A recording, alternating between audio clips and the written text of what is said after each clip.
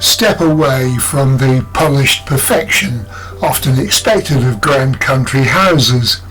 Look instead to Calke Abbey in Derbyshire, a place where time hasn't just passed, it's been captured, layer upon layer. This really isn't your typical stately home, this is something far more intriguing. The story of Calke begins long before the grand Baroque mansion we see today. For centuries this land housed an Augustinian priory, a place of quiet contemplation established in the 12th century, and echoes of this religious past linger here and there, but since it was dissolved by Henry VIII, it has left the mark on the landscape. In the early 1700s, the Harper family, massively enriched by their legal and landowning activities, transformed this site.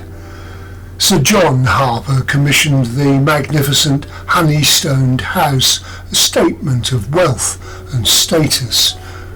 For generations, the Harpers, later the Harper crews, inhabited Calke. But they weren't typical aristocrats, constantly updating, redecorating, driving their wealth forward. Instead, a peculiar characteristic emerged in the family, particularly in the 19th and early 20th centuries, a deep-seated reclusiveness and an inability or perhaps unwillingness to throw anything away.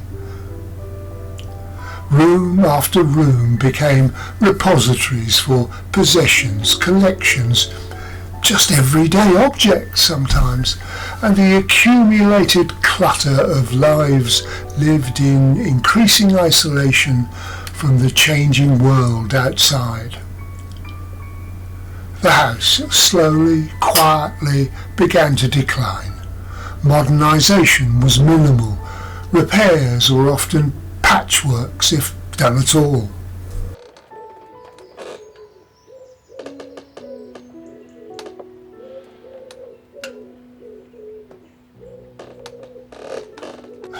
Fast forward to the mid-1980s, and faced by crippling death duties after the death of Charles Harper Crewe, the future of Calke hung precariously in the balance.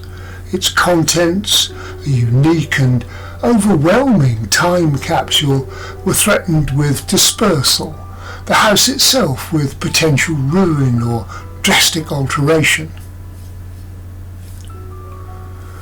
It was then that the National Trust stepped in, but they faced a unique dilemma. To fully restore Calke to its 18th century glory would be to erase the fascinating, poignant story of its later inhabitants and its gentle slide into neglect. And they made a bold, pioneering decision. Instead of a pristine restoration, the Trust embraced Calke's state of arrested decay.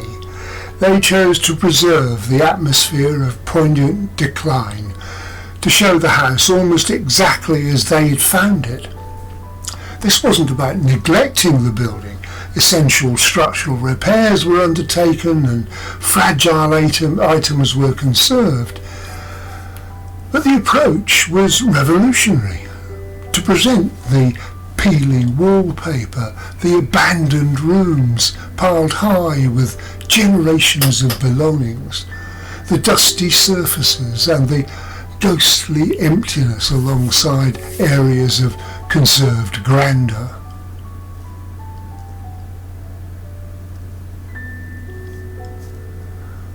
Walking through Calke Abbey today is an unparalleled experience.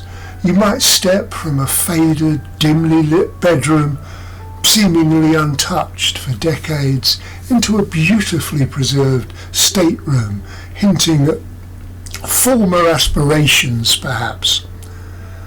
You may see kitchens left in mid-task, vast collections of natural history specimens gathering dust or inside their cases. There are stables filled with forgotten carriages and tools, and it's a powerful, visceral journey through layers of history, ownership, and the undeniable effects of time, I suppose. It's a pretty unique experience when it comes to visiting stately homes, and well worth a look.